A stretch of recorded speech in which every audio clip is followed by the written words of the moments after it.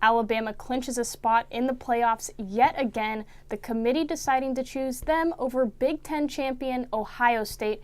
Griffin, it's created a lot of controversy. Yeah, and I think this decision had a lot to do with the fact that most people believe that Alabama is one of the 4 best teams in the country. They may not have won their conference, but that doesn't mean they're not one of the best teams in the country. Well, Auburn certainly gave them a run for their money, but they have to face Clemson yet again before they secure a national championship spot. We'll have that and more games. Stay tuned for those. You're watching RedZone to EndZone. I'm Janae Muchmore. And I'm Griffin Parkrose.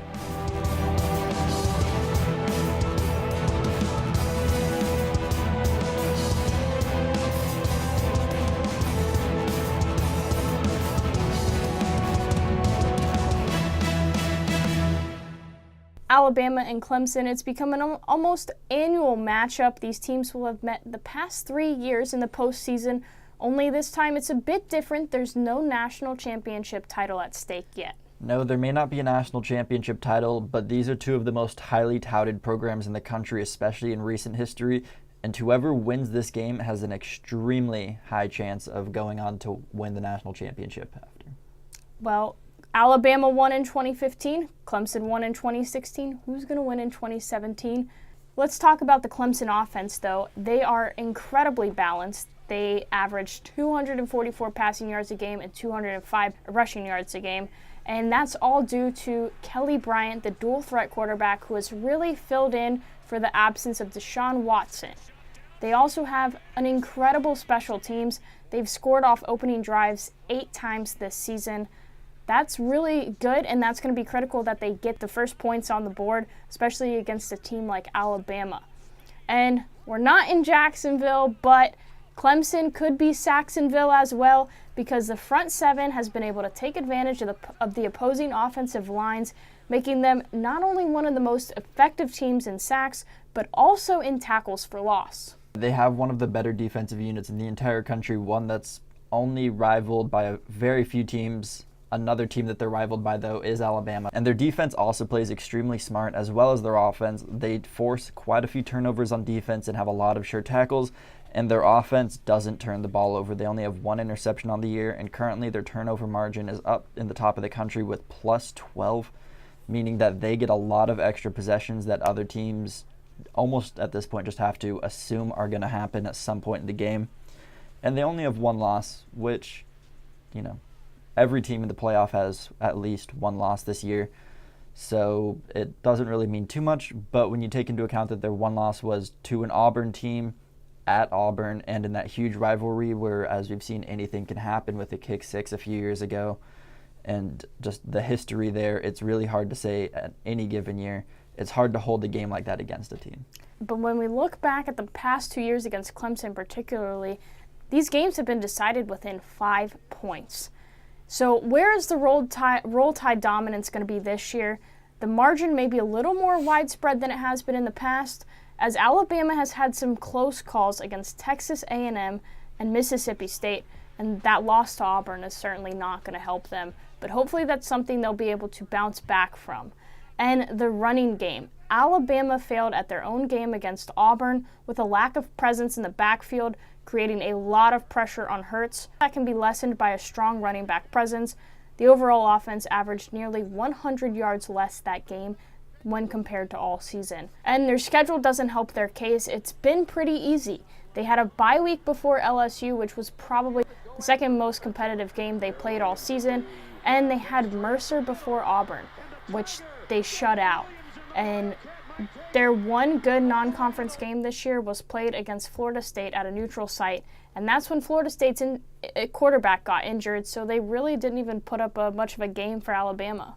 No, and Florida State just hasn't been the team we expected them to this year. This Clemson offensive line is really going to have to step up in this game, especially against this Alabama front 7, if they have any hopes of keeping Kelly Bryant upright and have any hopes of winning the game, especially. They give up 2 sacks a game, and that's really hurt them in the passing game, where Kelly Bryant's only been averaging about 240 yards through the air. They've really struggled a lot, especially in the aerial attack on offense. And, that loss of Deshaun Watson has really hurt them in that area of the game. It's made their offense a little more run-pass balanced, but they don't have that same big play ability that they've had in years past, especially when they play Alabama. You needed a great quarterback performance to beat Alabama, and it's something that a lot of people are questioning out of Clemson this year. And Syracuse, no one really knows what happened in that game. Their defense should have stepped up. Their backup quarterback should be good enough to at least put enough points on the board to beat a team like Syracuse. It's historically a basketball school, and they've never done anything on the football field. If you have any hopes of winning a national championship, you have to have enough playmakers on the field that even when one gets injured, the others are able to step up around him and you still get a win. Kelly Bryant might not have a big game like this under his belt, but I don't think he's as ineffective as you say he is. He's going to be the guy you want to watch out for, because sometimes it's hard for Clemson fans to even realize Deshaun Watson's gone. He's done such a great job filling in for that void. He's stepped up as he's been a pretty decent dual threat quarterback, which is exactly what they needed after the loss of Watson. He even beat Watson's ACC championship record for the most consecutive completions, which now sits at 15. Which illustrates my next point. He plays really smart, and he protects that ball, throwing for 2,700 yards with only 6 interceptions. This is where he really fills the void for Watson. He's nimble, putting 646 yards on the ground as well. You want to talk about a true dual threat quarterback who plays smart, you have to talk about Jalen Hurts. In a matchup between two top defenses, your quarterback is going to be extremely important. He's only thrown 1 interception on the year, and he's probably not going to throw another one in this week. They have a very smart offense that doesn't force him to put the ball in compromising situations very often. He does really well at reading the defenses on both play action passes and option plays. He's done really well all season in that manner, and really allowing the defense to dictate what he does and allowing the defense to dictate how he beats them on the opposite side of the ball. And just because he's at Alabama, he's been coached for these types of games. They have the coaching staff to really boost any quarterback, and they also have the defense. So I have a feeling Jalen Hurts is going to have a bigger game than most people expect, but it'll be really interesting seeing this quarterback battle and how these two quarterbacks are able to match up. And that's what it's come down to these last 2 years, how the quarterbacks play. In last year, Deshaun Watson took that title away from Jalen Hurts. But if Alabama becomes one-dimensional like they have in the past couple weeks, that's really going to hurt them. 100%. If especially a defense like Clemson, if you allow that defense to key in on just one aspect of your game, then you have no chance of winning. So who do you think it's going to be? That's tough. I think Clemson is just a more well-rounded team. Kelly Bryant's continued to progress, especially after coming back from his injury. They have a more well-rounded offense, and I think their defense is pretty comparable, maybe not as good, especially as far as the secondary goes, but I don't think their secondary is going to be too challenged in this game. I have to agree with you there. I think Clemson is easily going to win this. It's probably going to be a margin more than 5 points. I just don't think Alabama has lived up to the hype that they currently have, and I don't think their schedule was that great this year. It's a team that, yes, they have history on their side. They're still a good team, but that loss to Auburn, I think, really shocked them. They weren't focused, but they also didn't expect to lose to them. No.